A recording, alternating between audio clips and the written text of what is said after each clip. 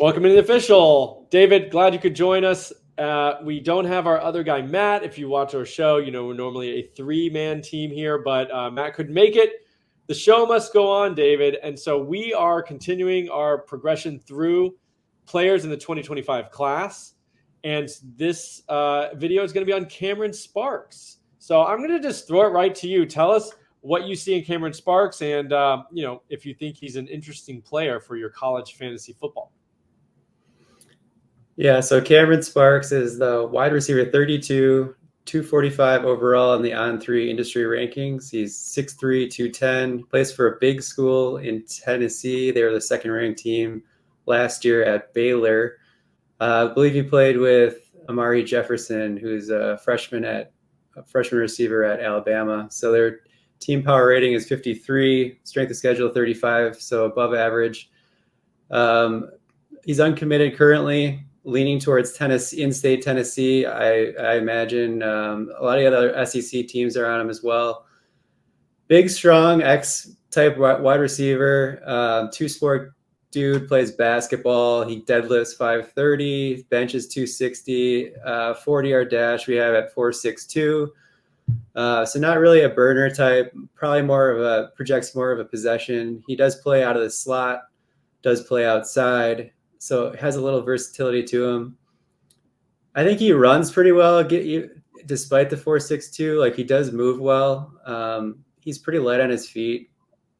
You can see he's got a lot of lower body explosion in his movements. He actually, in some of his 1v1s, you can see on YouTube, he decelerates really well, actually, for a bigger guy. So there is stuff to like. I do also like his versatility all around as just a football player. Like, he gets carries. He does special teams. He plays defense. Does a little bit of everything, really. So I kind of like that. And basically, the one thing holding him back, well, first of all, he's being recruited at multiple positions. So he is being looked at as a defender, so potentially a linebacker or a safety.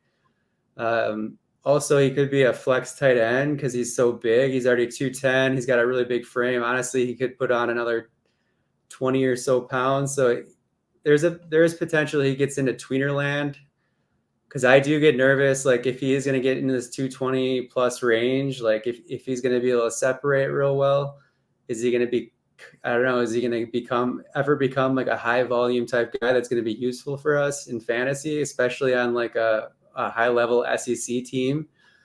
I don't know. It's tough to say, but he could also give you some dividends as a potential if he's ever listed as tight end, if he becomes sort of like an H-back move tight end type.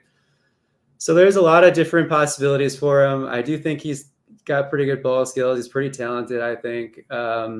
Just like kind of a weird profile, not something I really want to bet on. Mostly someone I just want to monitor and see kind of where it goes.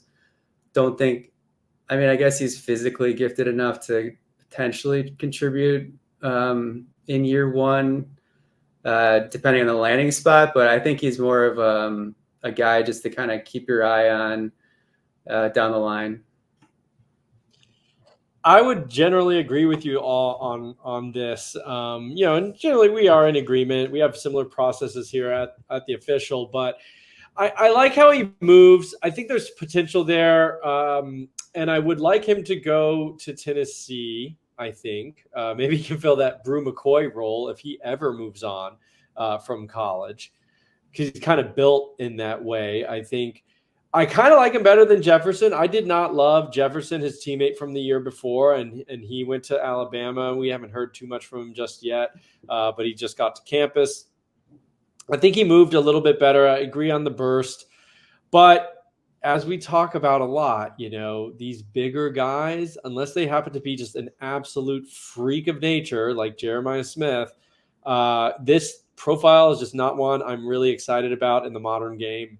I think the margin I think they're on a razor thin thing of like, okay, maybe the upside is like elite, but the downside is they never play a snap in college, or, they're lingering around for 6 years and maybe break out in the G5 as a 6-year guy or something like that. So, there's just not a lot of middle groom, I don't think. And so he's rated not high enough, wide receiver 32. So, I mean, you're not going to be paying a huge thing if you do grab him on your team.